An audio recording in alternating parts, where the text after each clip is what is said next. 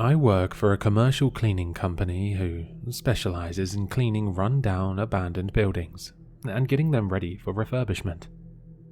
We were hired to clean out an old hospital that had been abandoned for some 20-odd years. My team, of which there were 3 of us, was assigned to the behavioral health unit, or more simply, the psych ward. While I was clearing out rooms of dusty old linens and mattress pads, I found an old marble journal tucked under one of the pads.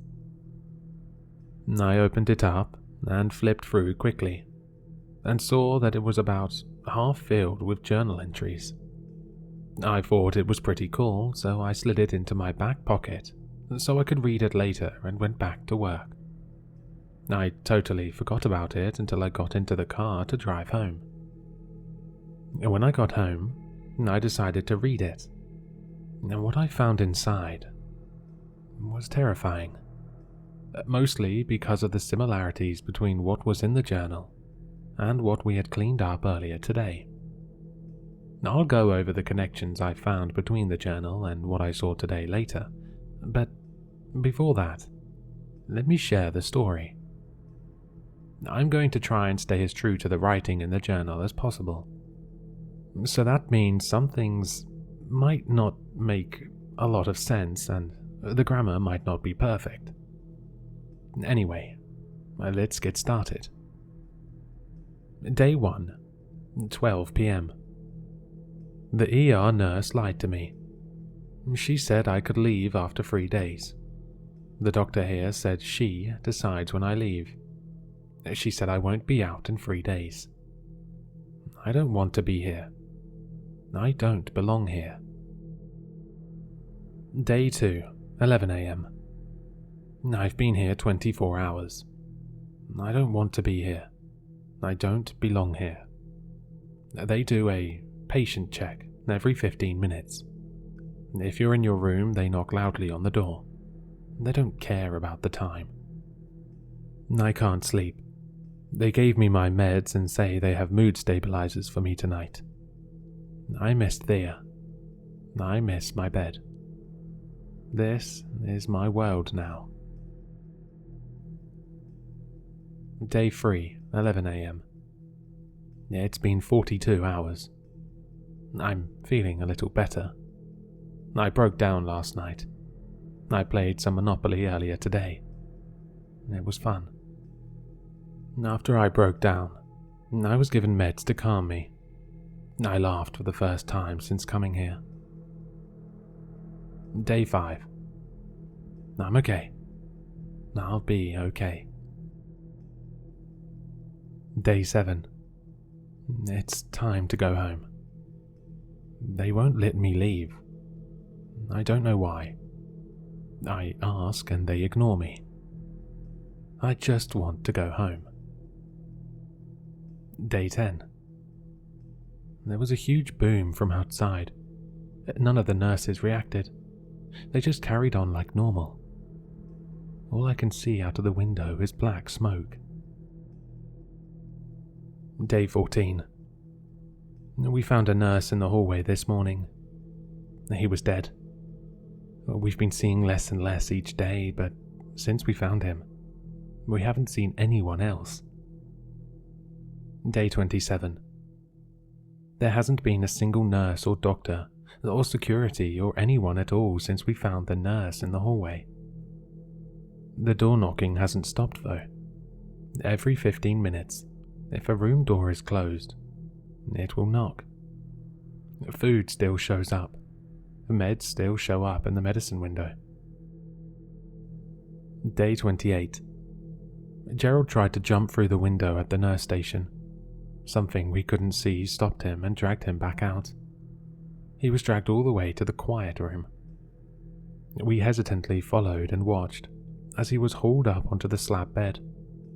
We watched the straps wrap themselves around him and tie him down. Then the room door slammed shut. That was this morning. It's almost lights out. We can still hear him screaming. Poor guy. I guess security is still here. Day 32. It's been over a month. We put the body of the nurse in Gerald's room, since he doesn't need it anymore. Gerald is still strapped down in the quiet room, still screaming. I don't know how. Out the window is just smoke. Large, roiling, jet-black columns of smoke, painting the sky a large swathe of uncolour. We're still fed. Don't know where it comes from, but it always shows up at the end of the hallway and wheels itself down to us. Day ? It's been a while. A lot has happened. A lot of the lights have stopped working. The knocking never does. Some of the windows have cracks in them. I don't know how. None of us could even scratch them. There is no more outside. It's just black. The smoke took over the sky weeks ago. I'm really not sure about the time. I haven't seen natural light since. We only know days because the lights, what few we have left, dim for a bit every few hours or so.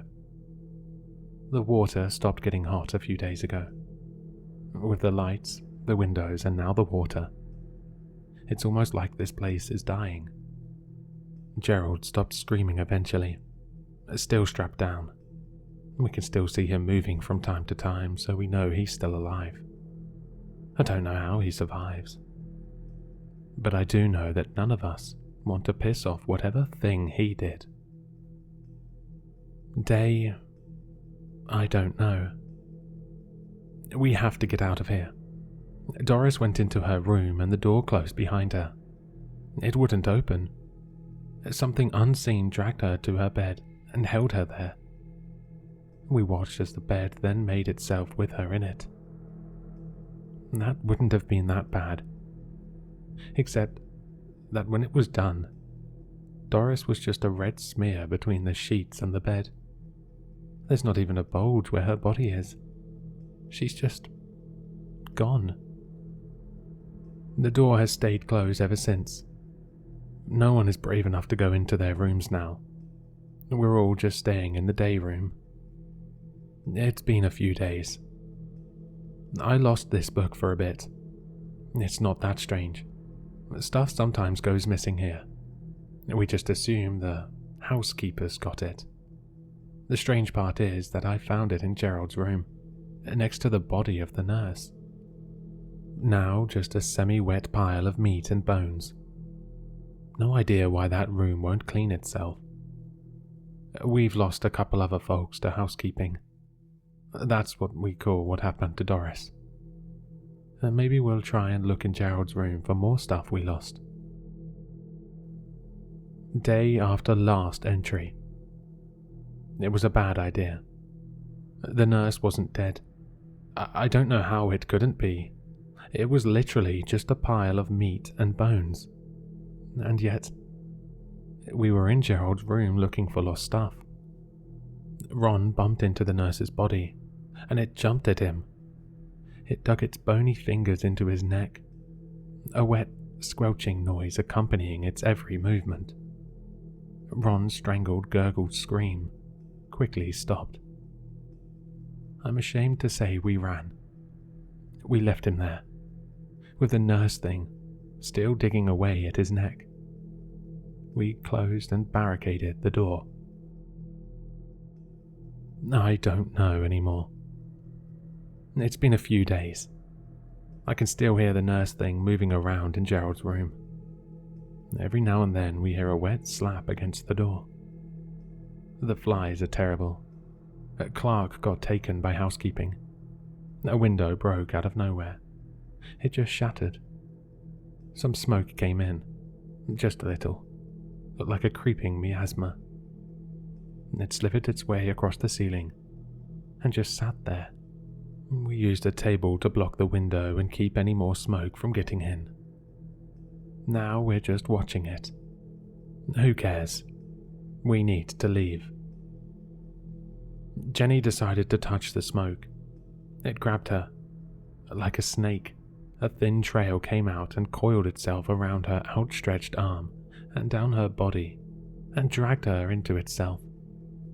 It's unthinkable how such little smoke consumed someone whole. I say consumed because that's what it did.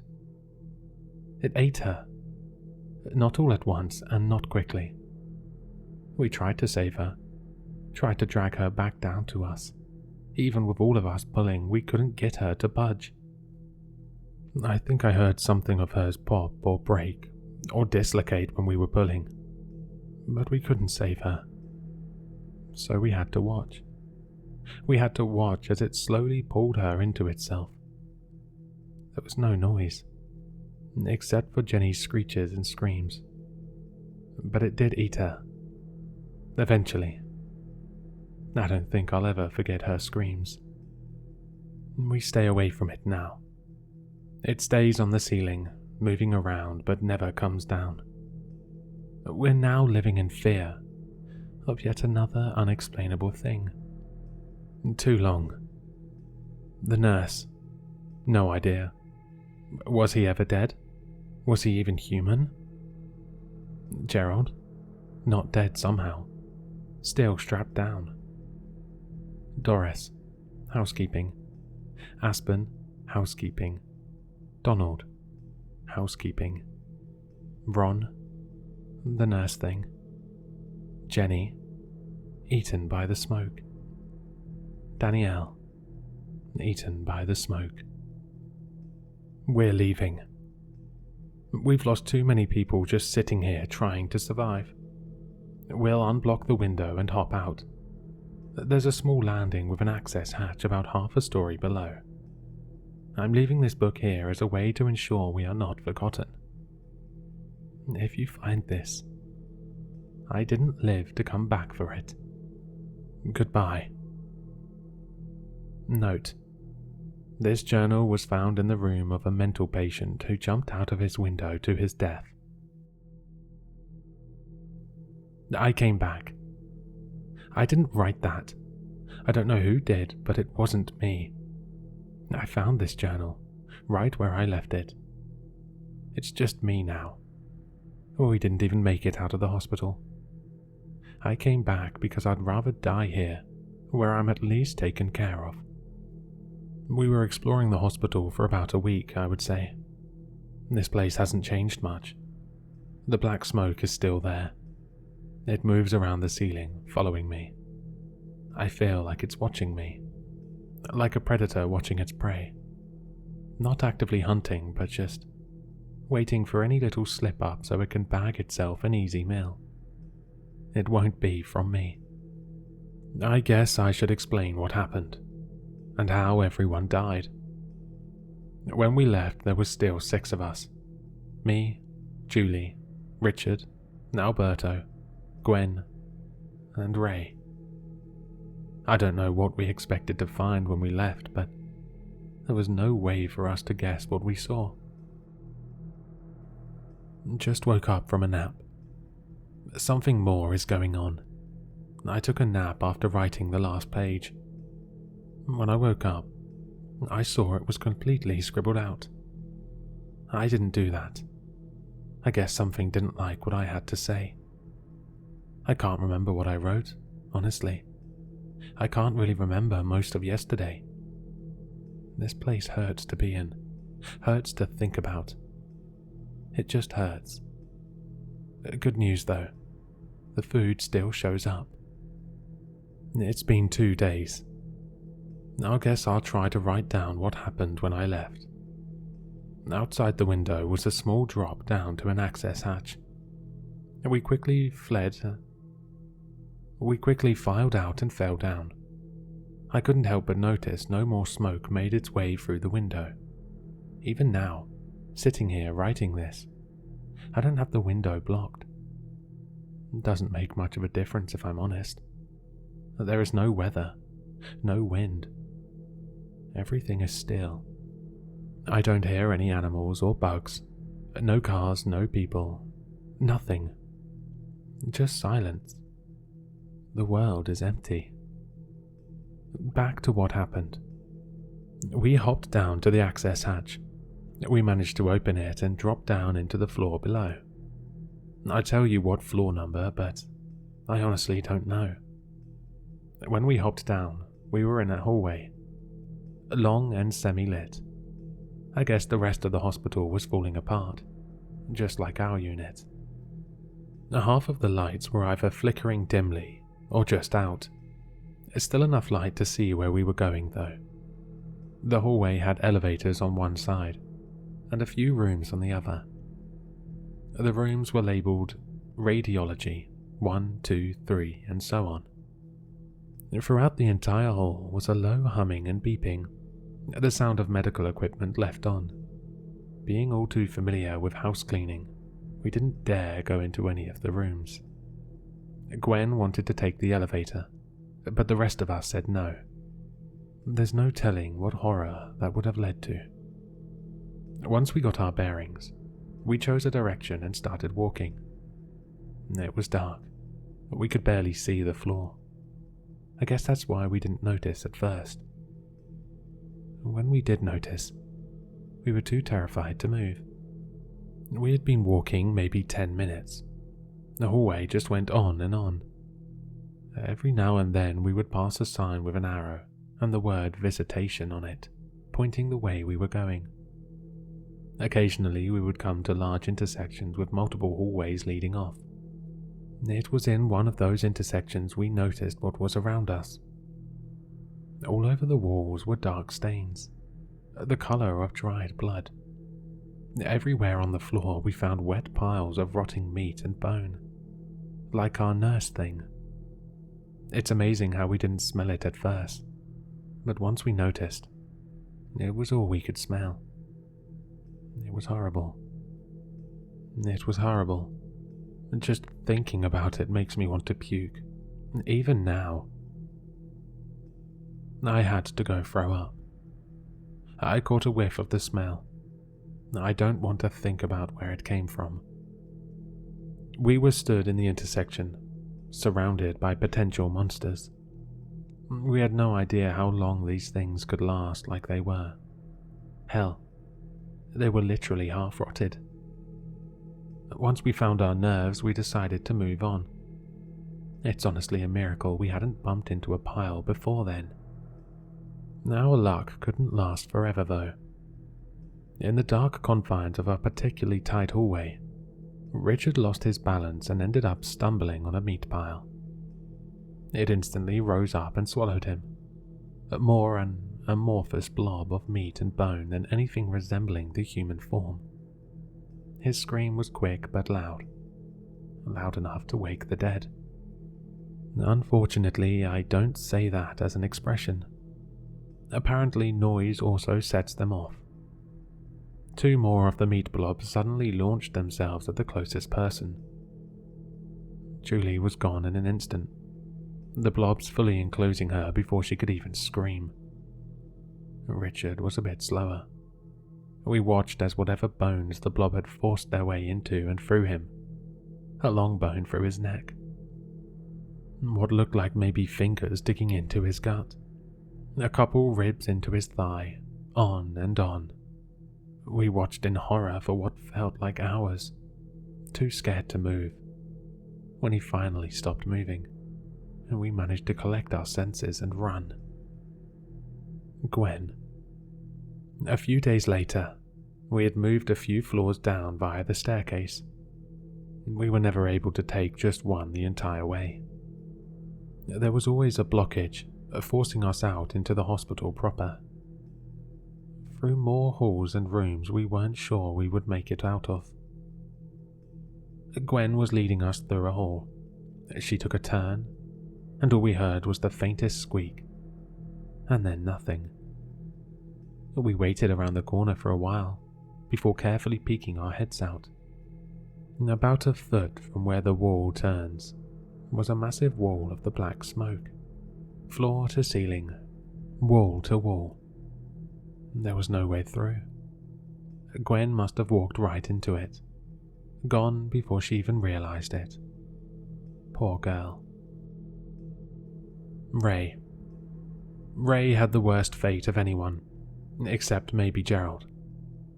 Ray was leading the remains of our group, just Alberto, myself, and Ray, through the kitchen. This was about a day after Gwen. As we were walking through the kitchen, past stoves and burners and rotten food, Ray saw something on the counter. I still don't know what, and reached for it. His hand was cut in half, all 4 fingers gone at the knuckles. Next, the skin on his arm was peeled off, like skin on a fish. He watched his arm get sliced into small sections, unable to move. Alberto and I tried pulling him away, but we couldn't. After his arm, Ray was haphazardly thrown onto the counter, and the rest of his body was cut up, prepared like meat at a butcher shop. I saw a few pieces get flung into a pot on the stove before Alberto and I ran away while the cooks went to work on the rest of Ray. I skipped my meals for the next few days after I got back, just in case. Alberto was just unlucky. After what happened to Ray, we decided to just go back to our unit. It was all too much. Alberto and I quickly backtracked. A few days later, we found a stairwell that said 2BHU/Psych. We were almost back. Running up the stairs, Alberto didn't notice a blob on the next step up. Stepped right on it. Of course, it launched itself at him. It ended up tackling Alberto over the railing and down into the empty central column of the stairwell. They fell, Alberto and the blob. They fell what must have been 10 stories. Of course, we couldn't have been that high up. I watched them tumble down, the blob ripping chunks out of Alberto. Then I noticed what was at the bottom. A roiling, bubbling, almost boiling pool of the black smoke. All the way down.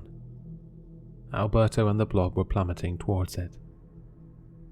Alberto fell in quietly. The meat blob fell in and everything was the opposite of silence. How I got back. I guess these things don't like each other. When the meat blob fell into the black smoke, at first there was a blinding light. I can't describe the color. It was beyond white. That's all that comes into my mind when I try to recall what it looked like. Beyond white is the best I can do. With the light came the noise. Deafening. The sound of flies buzzing so loud, I couldn't hear myself scream. I was lucky to open my eyes quickly enough to see the black smoke rocketing up towards me. I quickly threw myself back against the wall as the black smoke shot up past me and continued on upwards, filling the central column. I admit it took me longer than I'm proud of to regain control of myself. The light, the noise, the powerful wind from the rush of smoke. It was almost too much. I felt the smoke glaring at me. It was angry. It wanted to eat. But it was hurt. If I was more of an action hero, I would maybe do something with that information. But I'm not. So I ran. I ran up the stairs as fast as I could. I ran through the door marking floor 3. I ran through the halls, following the signs for the behavioral health unit, thanking whatever power above that all these doors were unlocked. I crashed through the twin doors leading back to where this all started. I collapsed onto the floor, finally feeling some semblance of safety. I didn't know how long I was out for. I only realized after I woke up. All the doors that were unlocked. They all locked behind me as I ran. Now I'm stuck here again. It's been a few days. I'm alone. Gerald is still here, of course. He's still strapped down. He's little more than literal skin and bones now, but he's still moving. The water is still cold. The window is still broken. The smoke still follows me. The food still rolls down the hall towards me. I did learn something through all of this, though. The realization of false hope is more damaging than no hope at all. So, for now, I'll just live here with no hope of getting out. I'll be okay. That's the whole thing. Pretty creepy, if you ask me. When I was cleaning up earlier today, I noticed the ceiling was smudged with a lot of black stuff. Windows were cracked, with one window leading to an access hatch broken open. In the solitary hold rooms, I guess what the writer called the quiet rooms, there was one bed with its straps tied down. Nothing on the bed though. A few of the rooms had linens that were completely stained with something. Honestly, couldn't tell you what. Walking through the hospital, I also noticed a lot of stains on the floors. I can't say for certain, but I've had to clean up dead bodies before, and the stains in the hospital looked exactly like the kind of stain a body leaves when it sits and rots for a long time. After reading that and comparing what happened in the journal with the kind of mess I found, I'm honestly considering calling out tomorrow. Maybe even just call out for however long it takes to finish cleaning that damn hospital.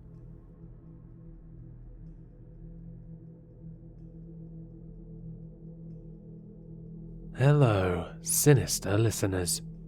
If you've enjoyed this story, then you'll find all the author's information in the description below.